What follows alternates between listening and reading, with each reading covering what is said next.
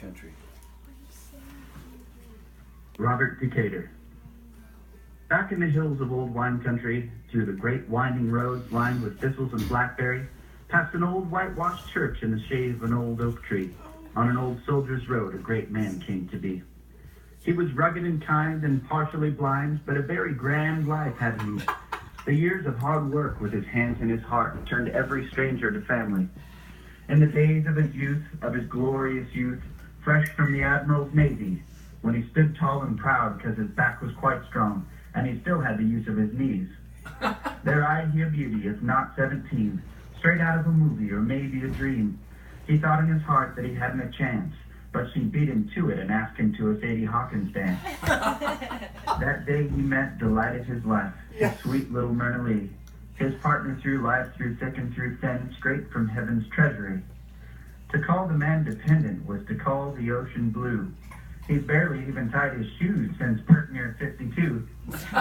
She came from a great big family, though how many kids, who knew?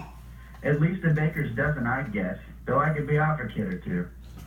The purest of the purest souls, no equal now or since, a love for every human soul, her heart without a sense.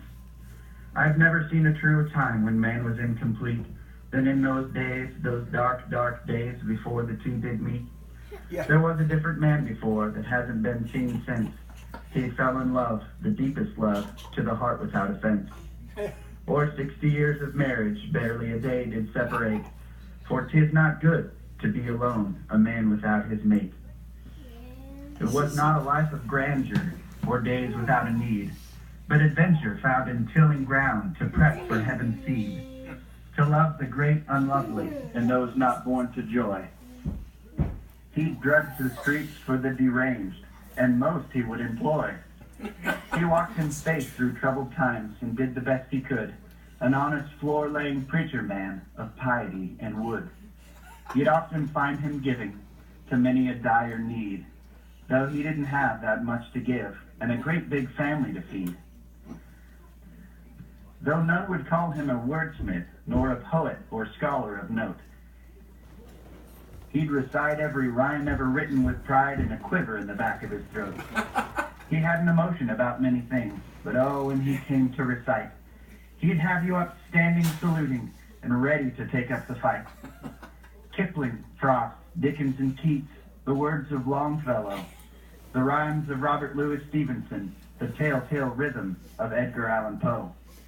This was his earthly language, the way he would converse, an archive of life through song or joke, or many a sacred verse. A good many things you could say about the man, but refined he surely was not. He'd give you a wink at the end of a joke if he could, but his good eye was pretty much shot. Robert Dekatert may be only a man, but the best of the best is he, when he finds himself at Gabriel's gate, enlisted in heaven's grand army. A well done, my good and faithful friend, will be God's welcome in. Come and take a walk with me, further up and further in. This life is not about the things we gather on the way, but those damned weak and weary souls who need a place to stay. The wealth that can be found on earth is not in luxury, but the dirty work of dirty folk and the washing of their feet. So if you ever find yourself in that old wine country, go just a little further past the old white church's tree, take a breath and walk around, take some time to be on that old soldier's road, where a man and his sweet wife came to be. That is wonderful. That is incredible, Michael. Man. Michael, isn't that something? Oh, Isn't that amazing? oh, That really is. it's So did he have all this detail, or did he just talk to you and remembered all this? I guess down through the years. Oh my goodness. That is incredible. We need a copy of that. Yep. So, That little man, that Isn't he little something? Michael. You never know what he's going to do, do you? That was beautiful. and Awesome. he sent the words